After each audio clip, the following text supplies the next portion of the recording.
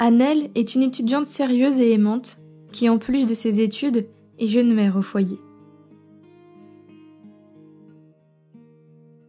Elle trace son propre chemin sans l'aide d'une famille qui la met de côté.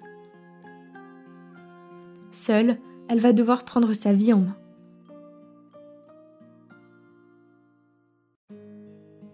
Giovanni est un jeune SDF depuis qu'il a annoncé à ses parents qu'il voulait vivre de sa passion, la musique. Séparé des siens, il va devoir se reconstruire. Nora, la sœur de Giovanni, a longtemps été privée de son frère. Elle va mettre tout en œuvre pour le retrouver.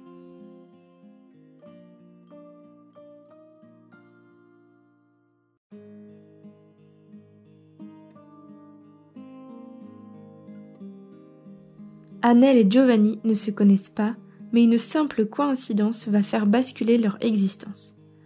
Tous trois nous guident sur le chemin du bonheur et de l'amour, semé d'obstacles, mais jamais infranchissables.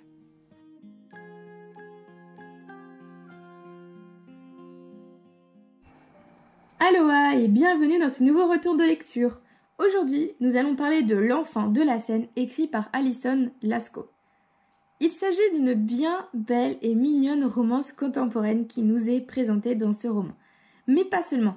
Alison tient à nous exprimer ce qui prime ici selon elle, c'est-à-dire c'est la quête du bonheur de ses personnages, qui sont, pour ce roman, Giovanni et Annelle. Alors, quelle est l'histoire? Ces deux personnages, deux passés très distincts, deux familles, deux rêves et pourtant un même destin. L'amour va les lier sous différentes formes, que ce soit l'amour amoureux, l'amour familial, l'amour amical, etc., etc. J'ai bien aimé l'histoire d'amour que nous raconte l'auteur. C'est si mignon, si attendrissant et plein de bons sentiments qui nous font forcément passer un bon moment, qui nous mettent du baume au cœur. Il y a très peu de négativité dans cette histoire et ça se lit presque comme un joli conte de fées où tout se passe bien et où tout se finit plus ou moins bien. C'est très agréable comme lecture. J'ai apprécié ce ton si doux qu'Alison a et qu'elle nous propose tout au long des mots de son roman. Ce qui m'a également plu, ce sont les messages portés par les aventures et mésaventures vécues par les personnages qui nous sont présentés. Que ce soit l'abandon d'une famille qui va finalement aboutir sur la création d'une autre, ou encore le rejet d'une relation qui va en faire éclore un tout autre lien, la force des liens du sang, etc., etc. J'aurais peur de vous spoiler en disant plus, mais les valeurs transmises à travers ce texte sont vraiment très belles, que ce soit l'amour, l'espoir, le courage, la détermination. C'est presque un genre hybride qu'on a là, à moitié romance et à moitié feel good. Et c'est très poétique, mais aussi très réaliste, car par son genre contemporain, on est propulsé dans une réalité qui nous est très familière, qui pourrait être celle de n'importe qui, et ça fait vraiment du bien parce qu'on se reconnaît très facilement, on s'identifie très facilement. On voit qu'il y a eu du travail au niveau des personnages, qu'il y a eu du travail au niveau des relations, qu'il y a eu du travail au niveau du passé, au niveau des valeurs qui sont portées. Il y a toutes ces choses-là qui sont bien mises en avant. On aime beaucoup suivre toutes ces histoires, on aime beaucoup les accompagner dans leur accomplissement, dans leur quête du bonheur et ça fait vraiment énormément de bien de lire un truc pareil. En tout cas, moi j'ai passé vraiment un moment de lecture très agréable, très détendu, très chill. Juste ça fait du bien, ça déconnecte le cerveau, il n'y a aucune négativité, ce n'est que de la positivité. 2-3 petites choses m'ont cependant déplu dans ce roman. La première, c'est qu'il y a énormément de références de musique, de films ou autres personnalités, comme des citations d'écrivains célèbres, etc. Il y a beaucoup de références tout au long de l'histoire. Pour moi, il y en avait beaucoup trop. C'est joli, une citation de temps en temps, ça permet un peu de donner une espèce d'atmosphère à ce qu'on va lire. Mais là, il y en avait trop, c'était too much. Au lieu de m'inviter à m'imprégner de cette atmosphère qu'on me propose, ça avait plutôt tendance à me sortir de là, parce qu'il y en avait, alors j'exagère volontairement le trait, mais c'est comme s'il y en avait tous les 3 pages.